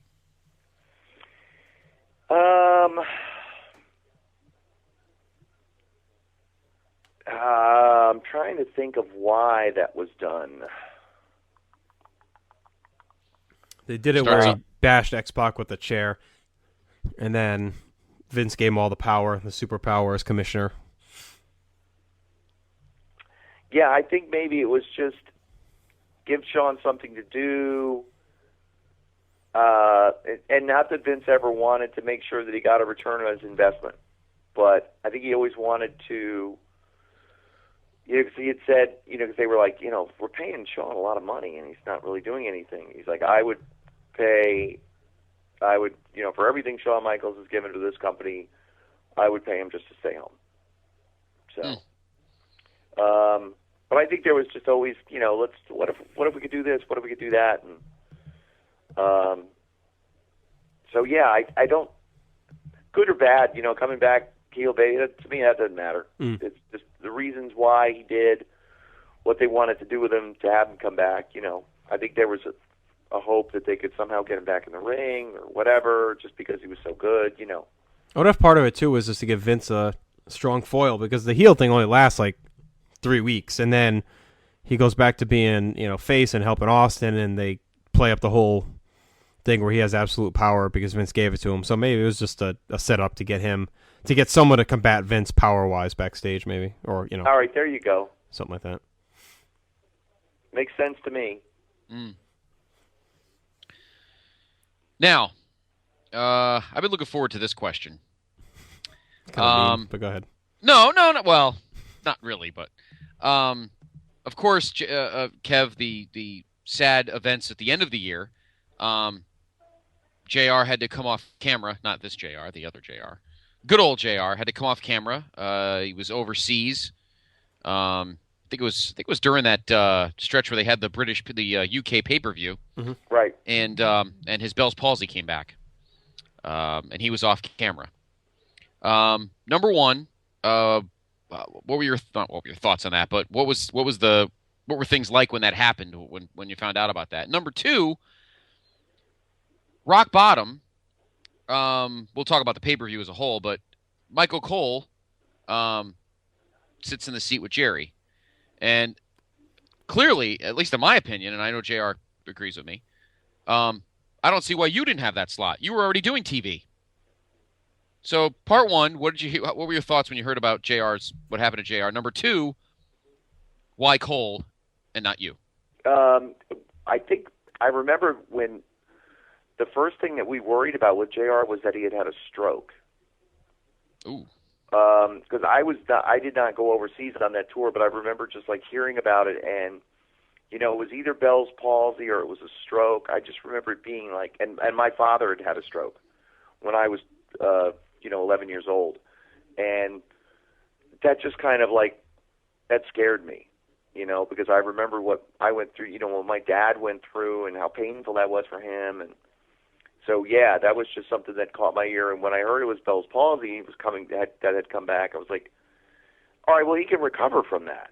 He can come back, and it's just going to take time to recede and relax or whatever, the inflammation or the infection, that nerve to go away, and then he can come back. And the reason why Cole and not me is because Kevin Dunn liked Michael Cole and never liked me. Never wanted me there. It was not his choice, so it was easy for him. You think you deserve the slot? Do I think I deserved it over Michael Cole? Mm-hmm. Of course. We agree.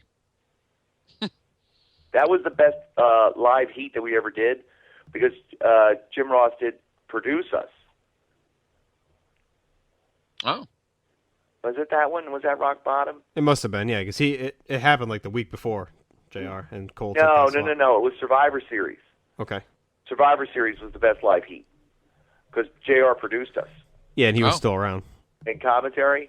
Wow, what a difference. As opposed to having McMahon there? Holy mackerel. Yes. But I remember that Rock Bottom one. That was when Droz got lacerated, right, by Triple H's knee brace? Yes, they fought that night. Yep. Yeah, on that live heat. Man, there was a lot of heat in that crowd. There was a lot of... I was doing the Slam Jam segments, the ticket selling segments. Mm-hmm. Yep. So tickets go on sale for Vancouver for Rock Bottom. Mm-hmm. And they're a virtual sellout one day. But we're 6 weeks out. So for 6 weeks, I tell the people every week, if you want to go to the box office the morning of the show. There might be some production seats. There might be some seats that are opened up for production. You can go to the box office whenever it opens, 10 a.m., whatever I said, blah, blah, blah. So I get there for the production meeting, right? And I see this long-ass line of people waiting at the box office in the early morning, and they were all like, Kevin, you told us to be here. You told us to be here. Hey. I was like, oh, my gosh. What's that on the boot? Stupid Canucks, go back home. No seats for you. No, but it was just like, the power of television. These people had heard what I had told them and whatever. But and you know what? Not that Cole did a bad job or Cole was not deserving of it. He was not ready at that time. No, of course he wasn't. But it's not as if he was a bad guy. No. But again, if there's a winner and there's a loser, somebody's got to be better than somebody else, and I was better than him.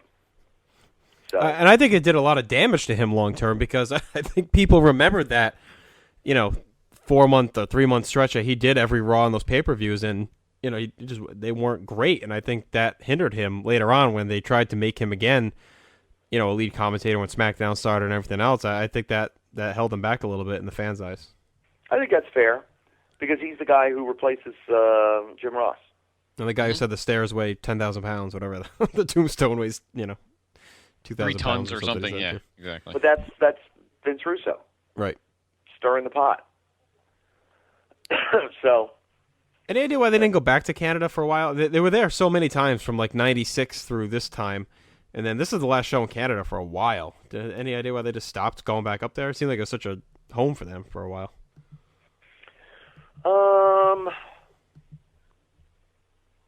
What was unique about the schedule after that? I don't know. Could have had something to do with taxes. Could have had something to do with, some business decision. I said that it had something to do with Brett and a lack of. Yeah, because then you get the "We Want Brett" chants, and you screwed Brett. Yeah, because this is the last time. Rock Bottom was the last time they were in Canada till WrestleMania 18. Right. And they were there so much for between Raw and pay-per-view in '96 through '98. They were there a ton. I mean, just at the end of '98, 2 out of the last 4 were there. Yeah, 2 out of the last 4 they're in Canada. Right. But then after this, they don't go back until now. They do a couple of big Raw. Remember, they did that Raw at Skydome. Yeah. Right. What was it? Right before the massacre, I think. But after that, I mean, they don't. I don't even think they do Raws. I mean, I'm sure you guys went up there for Raw at some point during during the main stretch of Attitude. But yeah, this is the last pay-per-view for over 3 years. Right. Weird. Yeah, I don't know why, because I think the Canada office was still going strong then. Carl DeMarco and his team did a really good job. But yeah, I don't know why. What changed? I mean, maybe it was the fact that we didn't have to. We didn't have to. We didn't have to worry about selling tickets. Yeah, I mean that's probably a big part of '97 why they were up there. They were just hot up there with Brett and Cool probably in the U.S. a little bit. Yeah, I mean we were running, Lowell, and we wouldn't have been able to sell out. We started going like Gundarina more and different buildings like that were, sold out. So it makes sense. Maybe that was one of the reasons. Right, while we're in Vancouver, any thoughts on that final pay-per-view in '98, the Buried Alive match? Was everyone disappointed in that one? It seemed like they gave him a lot of time, and both guys were just dinged up and didn't really seem to mesh as well as they did back at SummerSlam. Yeah, no one liked it. That was Taker Austin, right? Yep. Yeah, that was the one where they wanted to kill Vince Russo. They hated him. They hated the idea of doing it. They didn't want to do it. And it suffered. Yeah, you could tell. You could tell they're not there in that match. Right. What did you think of the bill? The embalming and throwing Paul Bearer in the sewer, and then of course the symbol, which raised the ire of many internet pundits at the time. I remember shaking my head at all the people that were calling them out over that. I was there. Oh God, I got in a pissing contest with Bob Ryder. Yes, Bob Ryder. He hated it. Yeah, he hated it. Yep, I remember that. Whatever. I was there. I thought it was awesome. Oh yeah. It was a New Haven. I thought it was great. Yep. I always hated that trying to walk it back thing, though. not a cross; it's a symbol. Right. You know. Right. If you're gonna do it, go all out. Right. Screw you. It's a cross. Instead, you kill your own credibility when you say it's a symbol. But yeah, that was badass. I thought that was awesome. Man, I think Ryder wrote like a 17-page article on One Wrestling about that friggin' thing. Yeah. He did not let that go for a long time. I told him to go shit in his hat more than once. He aggravated me to no end. You know, he would be replaced. Bob Ryder. Throughout the Attitude Era, Bob Ryder would be replaced by Phil Mushnick, who I just wanted to absolutely punch in the face. Exactly. After a while, I fucking hate that guy, and he's elitist TV shit columns used to piss me off to no end. Right. Stop watching if you hate it so much. You're not going to make anybody else stop watching, so get the fuck over it. You know? Right. It's ridiculous. Yeah, Ryder was just a WCW shill. Yep. With no discernible talent, and never quite saw what his role in everything was. So, I mean, that was the main website at the time. I remember the One Wrestling, him and Cher. Oh, yeah, but I always loved Dave Shearer and Mike Johnson. The Lariat, the Weekly Jeff Lariat. McGrath. I loved all those guys. I still do. I think they're awesome. But Bob, if he was on fire, I wouldn't piss on him to put him out. Scherer had I think it was the Daily Lariat, the Weekly Lariat. I remember it was like 9 pages on Tuesdays after Raw and Nitro. He'd recap each show and do all the news, and that was my work study reading when I was sitting there. That story about how TNA was formed with Jarrett and the Jarretts on Bob Ryder's boat. I wish they would have thrown Ryder overboard. Is he still there with them? I think he is. Who knows and who cares? Unfortunately, Mushnick still writes, but he doesn't talk about wrestling anymore. Thank God. Good. Another guy wanted to. He was just so annoying. You should have fought with him and Glenn Beck. Damn you, Mushnick! All right, Kev. Who was the undercard MVP of the year, '98? And we know Austin on top and Vince were the big ones, but how about the mid card? Who was the guy that couldn't have done without?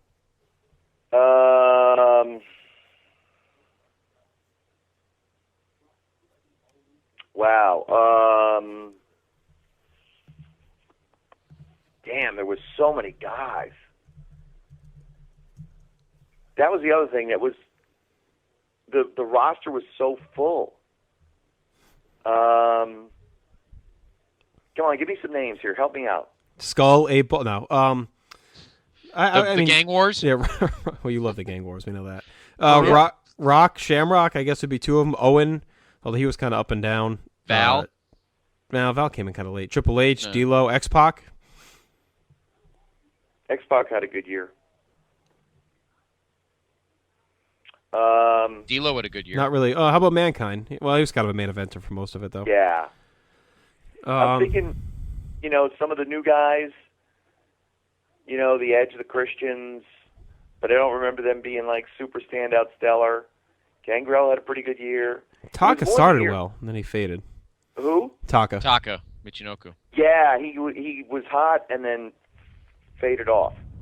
Well, they made a big deal out of the light heavyweight title in the beginning, and then, as it would be throughout most of the Attitude Era, or in the Vince Russo years, they'd be like, "All right, this is boring. I don't feel like doing this anymore." Exactly. That's what it seemed like, anyway.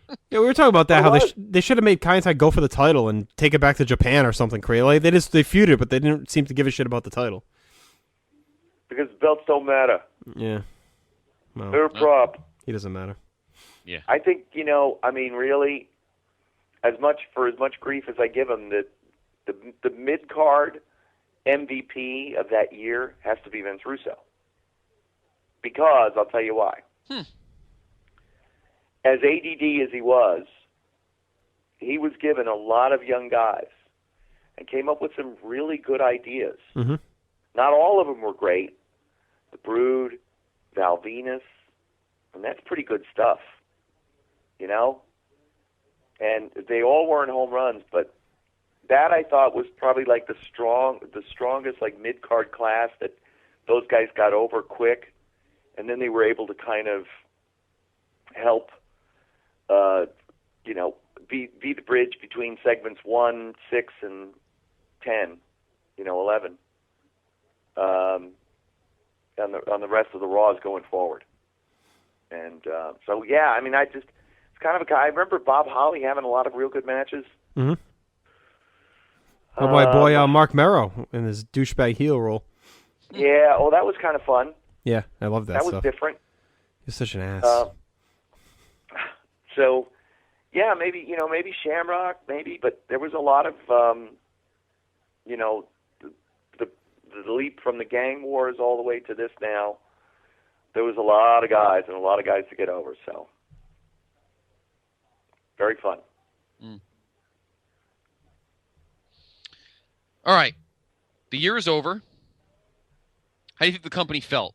How did you guys feel as 1998 ended? I mean, it's been 1 year since Montreal and all the uncertainty. How did you feel 1 year later? Did you feel that you had finally kind of started kicking dirt in WCW's face, or did you still think that the war was pretty even when the year ended? No, pretty much riding high. I agree. Much feeling like everything that was, the culmination of the year, wrapping up the year in, and what was the main event at Rock Bottom again? It was the Buried Alive. That was the Buried Alive match. Yeah.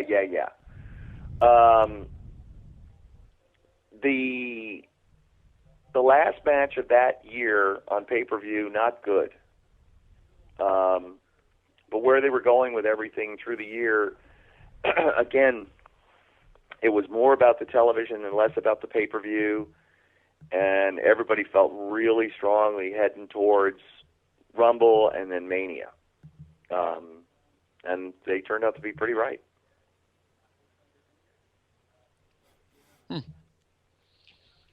So you don't think that there weren't any worries anymore about ratings or anything like that? It was all full steam ahead now.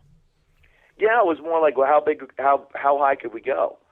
Because by May of '99, that pretty much was the peak of the peak, right? Yep. Wasn't that the biggest episode? Yep, May 10th. Right, in Orlando, the day after my birthday. And I think I wrote the Informer column about that night. And I had a picture taken because I think Albert and Crash Holly and Val and somebody else were just sitting out in chairs during the day. Yes, I remember that picture in the magazine, yeah.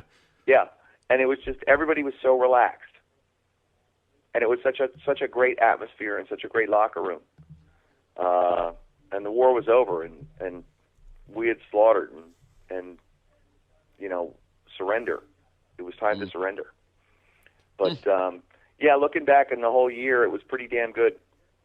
And I think it was that year of '98 going into '99 where they had a house show, and I could be a year off. It could be '99 into 2000. But I thought there was a house show in Memphis the last week of the year, and it drew like $450,000, some obscene amount of money. Because Lawler was on the card because it was Memphis, but it was just that the product was so hot.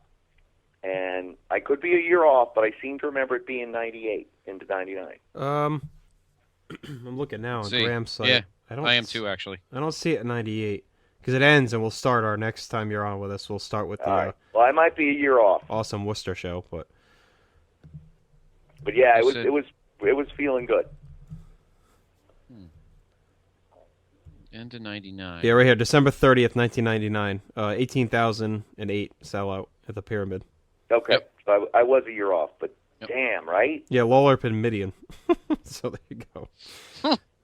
Yeah, and it was seriously, it was a B show.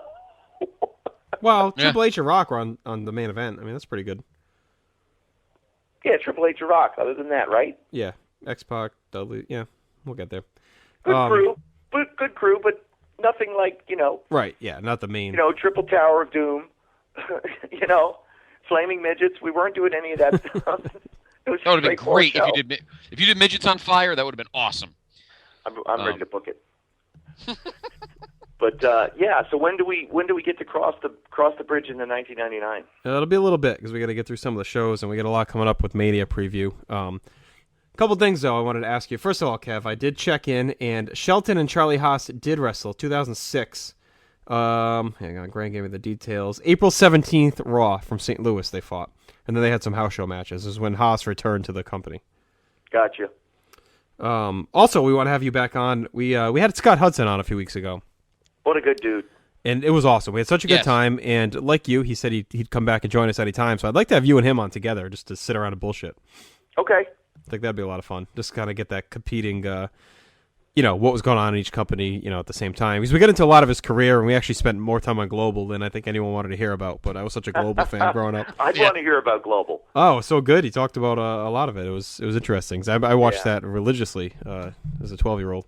Oh, I was in high school and doing the same thing. It was good stuff. We talked about the moon match, or whatever the hell it was, the skydiving match when they run up in the Mike Davis and everything. Anyway.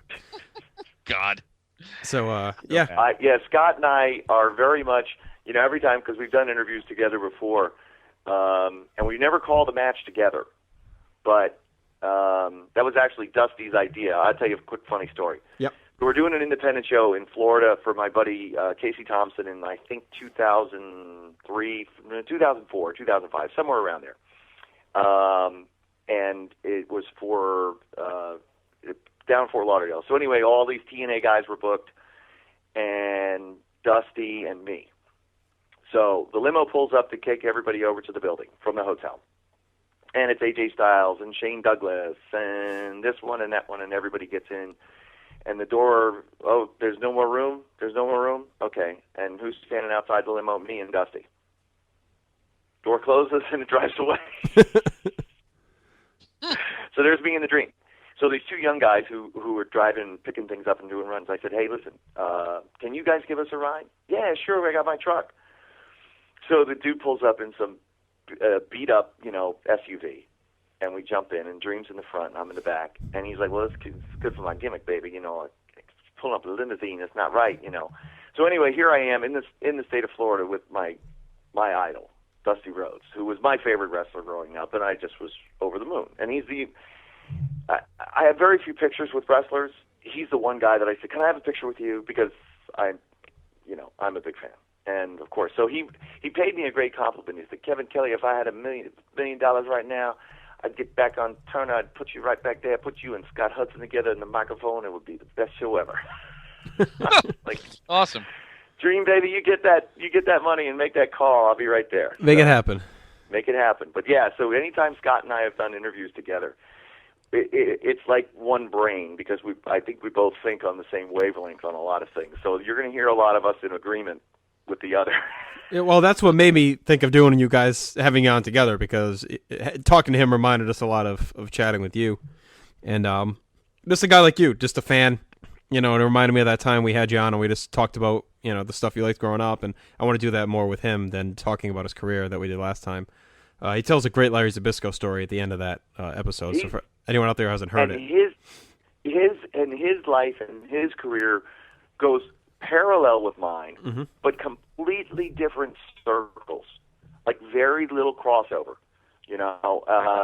His was Georgia and then WCW, global Georgia, WCW. Mine was like Florida and then New York. So it's been, we kind of leapfrogged each other and moved around and passed and highs and lows, but probably almost similar time frame. His is a little longer than mine.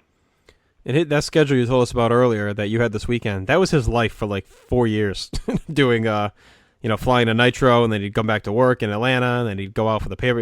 I was tired when he was telling us about the hectic things he did to make that all happen, or keeping his regular job and working for WCW at the same time. That was the amazing thing, is that he had his, as we laughed about over the weekend, his shoot job.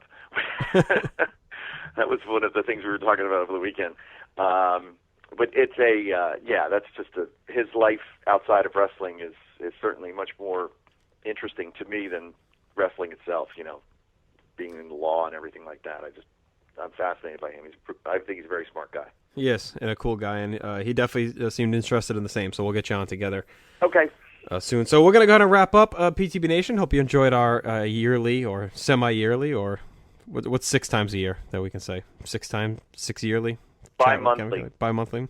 Bi-monthly. There you go. Yeah. It's been a long day. All right, so that is not as long as Kevin, though. So, Kevin, thank you so much after this busy, busy weekend, spending some time with us here tonight. We know the nation loves hearing from you, And we love chatting with you. We will talk to you before Mania weekend. Scott, I will talk to you later this week, Wednesday night. We'll be chatting Royal Rumble 1999 with Mike Rude, the Jay Womet contest winner, be joining us.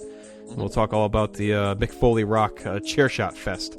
I'm sure Kevin will talk all about that when he comes back on with us again, too. So, yes. For Scott Criscolo and Kevin Kelly, I am Justin Rosero, PTB Nation. We'll talk to you Wednesday night. And Kevin won't be as tired by then. Yeah. Should have turned heel on Michael Cole. Should have. No, it was fine. Should have hit him. There was a part of me that was kind of like, hey, that's fine. I don't want to follow Jim Ross either. Should have hit him with the 10,000-pound tombstone. Yeah, I would have been, glad to assume the role, but it was never mine. When I didn't get the SmackDown job, that was it. I was done.